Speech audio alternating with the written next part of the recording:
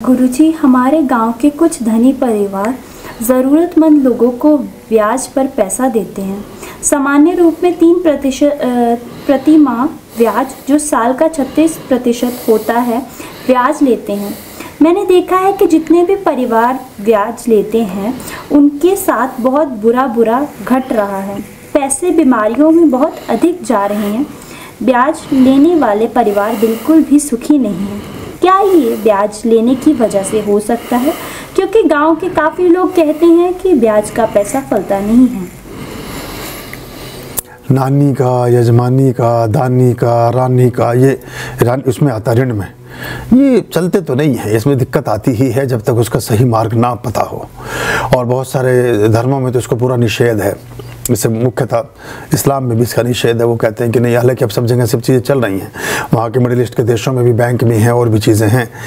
तो एक्चुअली जो आदमी आपके पास धन लेने आया है, मांग रहा है, कहते हैं कि सबसे पहले वो मुआ जो कहीं मांगन जाही, जो कहीं हाथ फैलाता है। सबसे पहले वो मुआ जो कहीं मांगन जाई, उनते पहले वो मुए जिन मुख निकसत नाही, जिनके पास है वो मना कर रहे हैं, वो उनसे पहले मर गए। तो आदमी 100 बार अपने घर में, अपने परिवार में बैठा बैठा मर चुका होता है अपने आत्मा और मस्तिष्क और बल और बुद्धि के विवेक के तल पर, तब जाकर किसी के आगे वो हाथ पसारता है, कुछ मांगता है। और जो इतना ज़रूरतमंद है, किसी की ज़रूरत भी पूरी नहीं हो रही है, उसकी ज़रूरत में आप धन को जब देते हैं, और उस धन में अगर आप ऐसा दे सकते थे कि आपके बिना ब्याज के काम चल सकता होता, तो उसके बहुत अच्छे प्रतिफल फिर आते नहीं हैं। क्योंकि वो व्यक्ति तो किस तरह से करके उसको करेगा। भले कि अभी तो अब सरकारों ने, बैंकों ने बहुत तरह की चीज़ें शुरू कर दी हैं, वो सब चलता है। बहुत सारे देशों में ब्याज की कोई प्रथा नहीं है। आपको जान के आश्चर्य होगा कि लगभग 125 देशों में ब्याज की मनाही है। मतलब ब्याज बैंक देता ही नहीं है कभी भी। आप कितने पैसा जमा, जैसे उदाहरण के तौर पर मॉरिशस, अगर आप मॉरिशस में कोई भी पैसा कितना बैंक में रखें, वो कोई ब्याज नहीं देते हैं, कोई प्रोविज़न ही नहीं।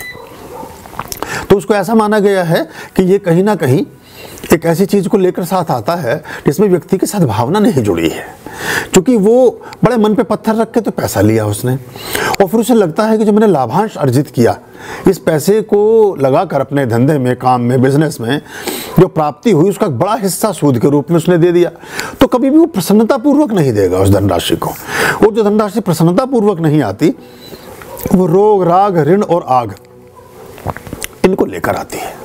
तो इसलिए ये चीज़ें महत्व तो रखती हैं। पर अब दुनिया बदल रही है अपने ढंग से, लेकिन अगर आप सक्षम हैं, किसी की मदद कर सकते हैं, तो ब्याज तो दूर। देखो, मैं तो अपनी कहानी बताता हूँ आपको। मेरी बहुत सारी किताबें हैं। मेरे पास लोग किताब मांगने आते थे। कभी कभी मेरी किताब बाद में मांगते थे, पहले औरों की किताब मांगते थे जो लगी रहती थी, जो उनकी सोची सुनी हुई जांची परखी किताबें। मैं उसको बोलता था कि मेरे पास आज ये मैं इसे पढ़ रहा हूँ। कभी कभी असत्य अपनी जान बचाने के लिए बोलना पड़ता है, वैसे तो मैं इसके फेवर में हूँ नहीं। मैंने कहा मैं इस किताब को पढ़ रहा हूँ, अब 2 दिन बाद ले जाना। मैं अगले दिन ही, मेरे यहाँ स्टाफ था, उसको पर्ची बनाकर बुक स्टोर पर भेजता था कि ये वाली किताब ले आओ। वो किताब ले आता था। मैं जब वो मेरे पास किताब मांगने आता था, मैं उस पर लिख देता था कि सप्रेम भेंट, आप ले जाओ। पढ़ने के बाद किसी को देनी हो, आगे बढ़ा देना। मुझे इसकी लालसा नहीं है। मुझसे कुछ लोगों को कभी मुझे मदद करने का अवसर प्राप्त हुआ, मैंने उसको ये ख्याल में ही नहीं रखा, कभी याद ही नहीं रखा। मैंने जिस दिन दिया उस दिन सोच लिया कि ये मेरी तरफ से दान है। तो किसी की मदद करो तो उसका पीछा करना एकदम बंद कर दो। सोच लो, दे दिया तो बात गई, रात गई, बात गई। दे सकते हो दे दो, नहीं दे सकते मना कर दो। बाकी उसके अलावा सब कष्ट और परेशानियां हैं। फिर उसका पीछा करते हैं और बहुत सी चीज़ें हैं, उससे संबंध खराब होते हैं और जीवन भी खराब होता है। वैसे ज़्यादा पैसे का लेन देन संबंधों में ना हो तो अच्छा रहता है। परस्पर जो प्रगाढ़ संबंध हैं, उनमें धन का विनिमय संबंधों में खटास पैदा करता है। तो धन के साथ ये गति चलती है साथ साथ। तो इससे अगर हम बचे रहें तो अच्छा है। अभयाम